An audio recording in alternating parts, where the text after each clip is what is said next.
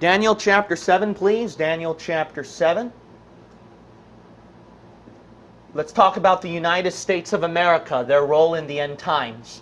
So a lot of people, they are interested and they want to know what's the role of the United States of America in the end times. Now, the number one mistake they do is that they look at Revelation 17 and 18 with Babylon. That's a big no-no. And I already gave a video about that. I titled it Babylon USA, etc. But I'll do another video on that. That way I can do an apologetic approach that would be more convincing. But I'm not going to cover that one. Just basically this, is that the United States of America, you can't put it as Babylon because you avoid the richness of its role in other verses. One, not only that, number two, you avoid the richness of the role of Babylon at Revelation 17 and 18, which is the Roman Catholic Church, the Roman Empire. That's what you should put it as. When you put these two empires separately in those verses, you see it more richly and connected in its role at end times. United States of America is not Babylon. That's the Roman Catholic Church. United States of America is the leopard. Go to Daniel chapter 7. Daniel 7. And then we're going to look at Revelation 13 as well. Revelation chapter 13. These two chapters go hand in hand concerning these certain beasts, which will be important to understand their role. Now look at Daniel chapter 7 and verse 6. After this I beheld, and lo, another like a leopard, which had upon the back of it 4 wings of a fowl. The beast had also 4 heads, and notice dominion was given to it. This is proof that the leopard has to be a certain king and kingdom, okay? It has to be a certain king and kingdom, the leopard. Now, the point is we have to figure out who the leopard is, right? How do we know United States of America would be the best candidate to fit in with the leopard? Look at Revelation 13. Now keep your hand at Daniel 7. We're going to look at occasionally at these two places. Let's look at Revelation chapter 13. We're going to read verse 2. And the beast which I saw was like unto a what? Leopard. See, the Antichrist, when he comes out, he comes through the form of a leopard. Now remember, what is the leopard at Daniel 7? That's a kingdom. And his feet were as the feet of a bear, and his mouth as the mouth of a lion, and the dragon gave him his power and his seat and great authority. Now compare that, keep your hand at Revelation 13, keep your hand at Revelation 13, compare that with Daniel 7 again. Now look at verse 7. We saw Daniel 7:6, that's the leopard. And then at Daniel 7:7, it's more advanced than that. It's a culmination. It's a culmination. That is the Antichrist. It's the Antichrist beast. Look at Daniel 7:7, how it's worded. After this I saw in the night visions, and behold, a 4th beast, dreadful and terrible, and strong exceedingly, and it had great iron teeth. It devoured and brake in pieces, and stamped the residue with the feet of it. Notice, and it was diverse from all the beasts that were before it, and it had 10 horns. It said it's diverse from all the beasts before it. So that included the leopard, as well as the bear, and the lion. Because notice at Daniel 7:5 and 4, lion, bear, right? So thus, 4, verse 4, lion, verse 5, bear, verse 6, leopard, then verse 7, the Antichrist is a diversity of all these things. It's diverse from all the beasts before it with 10 horns. Because look at Revelation 13 again. Look at Revelation 13 again. Verse 1. And I stood upon the sand of the sea, and saw a beast rise up out of the sea, having 7 heads and what? 10 horns. Remember, this Antichrist comes with 10 horns at Daniel 7:7. But look, it has a diversity in verse 2. See that? Diversity of leopard, feet of a bear, mouth of a lion. So there's no doubt, this Daniel 7 and Revelation 13 is definitely connected. There is a connection with these two passages. The beast, the Antichrist beast, there is no doubt, is referring to Daniel 7:7 as a diversity of that. But here's the important note where we can discover United States. The Antichrist, he may be a diversity of these beasts, which is these kingdoms, but what is his main body? In verse 2, the beast which I saw was like unto a leopard, not a bear, not a lion. The bear and lion were parts of the body. The main overall body was what? The leopard. That's the beast. So here's the thing, is that, think about it, if you're going to think about a king and kingdom that is the best candidate for the Antichrist to use to set up his one world kingdom and one world empire, who is the best candidate in the entire world? United States of America. That is the best candidate. Thus, we see right here that the United States of America is the leopard. Why? Because it is the best candidate out of all countries to be this. Not only that, the leopard is what? A diversity of these other kingdoms. The United States of America is known to be a diversity of many different kingdoms. It is literally rich as a melting pot. But if you don't think so, here's another thing to think about. It is what? The bear and lion, right?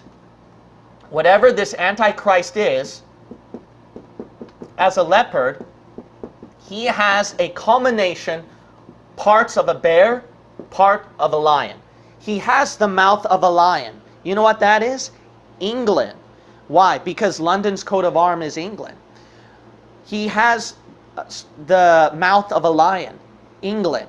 That's English. See that? That's one of the main languages in America. And originally, a lot of them came from England, right? And then diversity with Native Americans and a lot of other people immigrating. Bear, right? Feet of a bear. What is the bear? That's Russia. The main symbol in Russia is bear ever since the Soviet Union and even in today.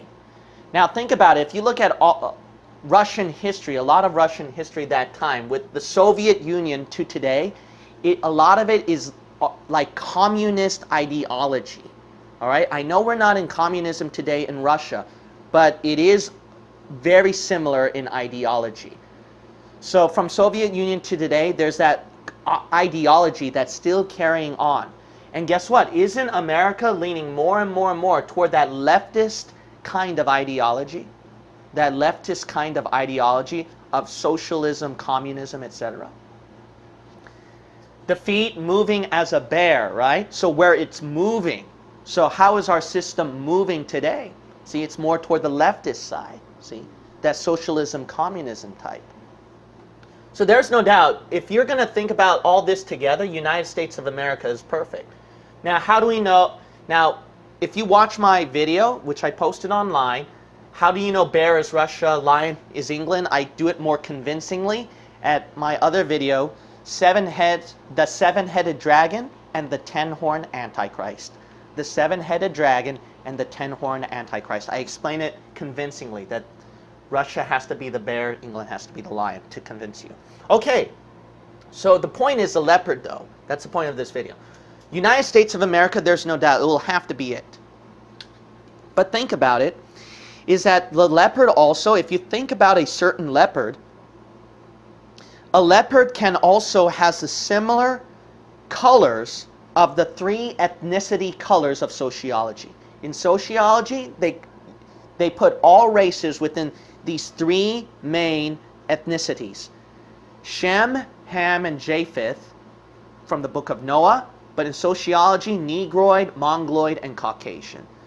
How it fits perfectly is that you got Mongoloid with the yellow body of a leopard, Japheth, Caucasian with the white belly of the leopard, and you got Ham, Negroid, with the black spots of a leopard. So it fits, see, as a melting pot. So there's no doubt with all these pictures that the Bible is showing, and the best country to fit in with that is United States of America. Not only that, let's look at Daniel 7 again. This is really interesting. Go to Daniel 7. I'm going to give you some prophecy right here. So this is really interesting at Daniel 7.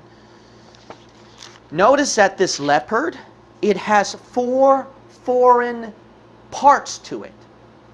Look at Daniel chapter 7 and verse 6. After this I beheld, and lo, another like a leopard, which had upon the back of it, what?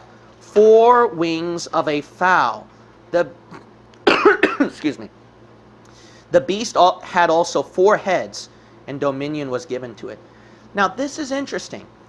This leopard has 4 wings of a fowl. That's a foreign part of its normal body, the leopard. The leopard's body is a leopard, but it has 4 foreign parts of a bird. So you have to think of a different kind of animal, a different kind of kingdom thus. See that? A different kind of country thus. So the United States of America will have 4 foreign parts. Now think about it. In the United States of America, we know the main part is right here. United States of America with its 48 states, right? From Maine to California. That's the main body, United States of America.